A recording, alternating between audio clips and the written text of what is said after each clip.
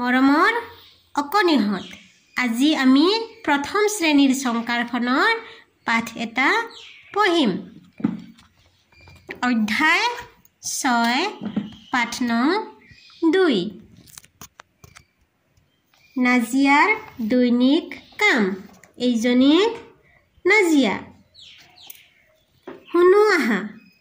দুদিনমানৰ পৰা নাজিয়াৰ খাবলৈ মন নোযোৱা হৈছে।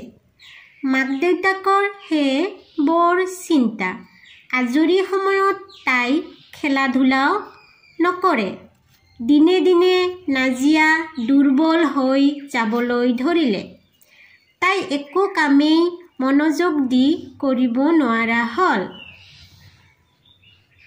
মাক দেউতাকে তাইক চিকিৎসকৰ ওচৰলৈ নিলে। চিকিৎসকে তাইক পৰীক্ষা কৰিলে।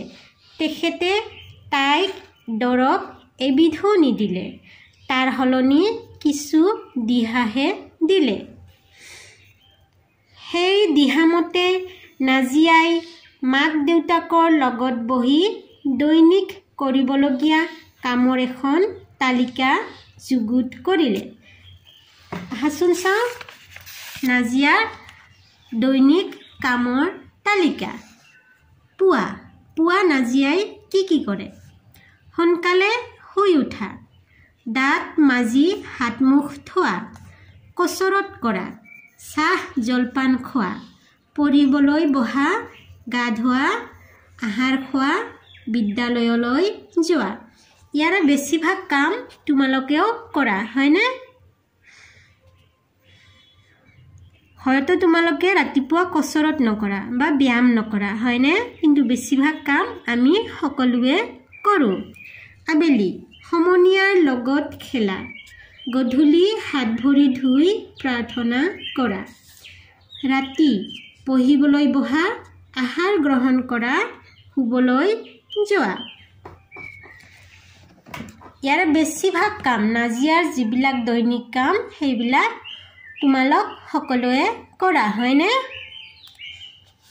চাওঁ আহা এইবাৰ কওঁ আহা। মাক দেউতাকে নাজিয়াক কলৈ নিছিল? মাক দেউতাকে নাজিয়াক চিকিৎসকৰ ওচৰলৈ নিছিল।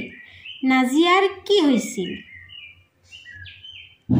নাজিয়াৰ কি হৈছিল? চোৱা নাজিয়াৰ খাবলৈ মন নোযোৱা হৈছিল। এইফালে নাজিয়াই ৰাতিপুৱা কি কাম কৰে? ইয়াতে চোৱা নাজিয়াই ৰাতিপুৱা কি কাম কৰে এইখিনি দিয়া আছে, তোমালোকে পঢ়িবা। আমি কিয় গা ধুব লাগে? তোমালোকে এইবিলাক নিজে ক'বলৈ চেষ্টা কৰিবা হা। কিয় গা ধুব লাগে বা নিজে ভাবিবা। সমনীয়াৰ লগত কিয় খেলিব লাগে? তুমি দিনটোত কেইবাৰ আহাৰ খোৱা? কমেণ্ট কৰি জনাবা দেই কেইবাৰ খোৱা। চিকিৎসকে নাজিয়াক কি দিহা দিছিল?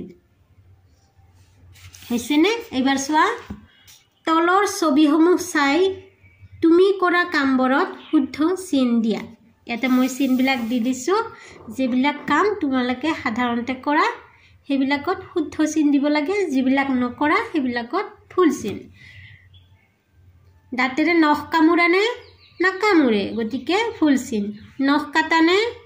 কাটে। কিতাপ পঢ়ানে? শুদ্ধ চিন।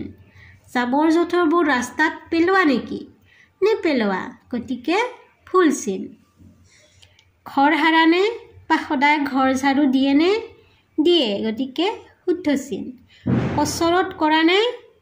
নিশ্চয় কৰা, গতিকে শুদ্ধ চিন। এইফালে চোৱা শুনো আৰু কওঁ আহা। ঢল, ধৰা, ঢাকন, ঢল। এই ঢল আৰু এই ঢলটোৰ কিন্তু পাৰ্থক্য আছে হয়নে? বানানতো আৰু অৰ্থতো। ঢল মানে পানীৰ ঢল। বেছিকৈ পানী বাঢ়ি আহিলে সেইটোক ঢল বুলি কোৱা হয়। আৰু ঢল হৈছে আমি বিহুত বজোৱা ঢল। ঢল, ধৰা, ঢাকন, ঢল। উশাহ 19। ছবিৰ নামবোৰ কওঁ আহা 19 ঢাকন ধৰা দীৰ্ঘ আৰু মূৰ্ধন্য ঠ আখৰত খেৰ দিয় আহা উষাহঁতৰ গাঁওখনৰ নাম ঢলগিৰি গাঁওখনৰ মাজেৰে এটা পানীৰ ঢল নামি গৈছে উষাই ঊণ গুঠি ভাল পায় আৰু তাইৰ ভায়েকে ঢল বজায়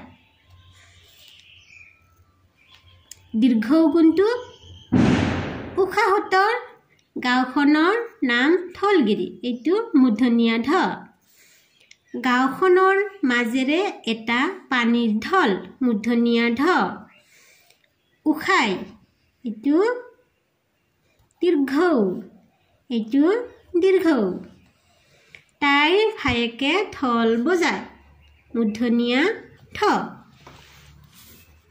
দীৰ্ঘ আৰু মূৰ্ধন্য ঢ লিখিবলৈ চেষ্টা কৰিবা তলৰ ছবিবোৰৰ নাম কওঁ আহা এইটো হস্যৌকাৰ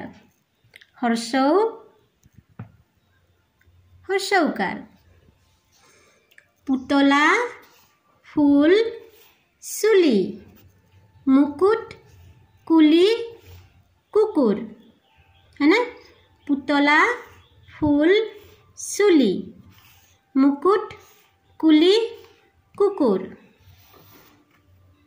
গাঁও আহা কুলিয়ে কৰে কু কু ভমৰাই কৰে গুণ গুণ মেকুৰীয়ে কৰে মিউ মিউ পাৰৈ দিয়ে ৰুণ তলত দিয়া ধ্বনিবোৰ শুনো আৰু কওঁ আহা কত হস্যৌকাৰ কু লত হস্যৌকাৰ লু মত হস্যৌকাৰ মু নত হস্যৌকাৰ নু ৰত হস্যৌকাৰ ৰু গত হস্যৌকাৰ গু তালিবহত হস্যৌকাৰ হু হত হস্যৌকাৰ হু এইটো কি কুলি হস্যৰ পৰা হস্যৌকাৰ এইটো হস্যৌকাৰ হয়নে কৰ লগত হস্যৌকাৰ যোগ হৈ কু হৈছে আমি এইবিলাক পঢ়িলোঁ যে এইবিলাক হয়নে তোমালোকে পাঠটো ভালকৈ পঢ়িবা দেই আজিলৈ আহিছোঁ নমস্কাৰ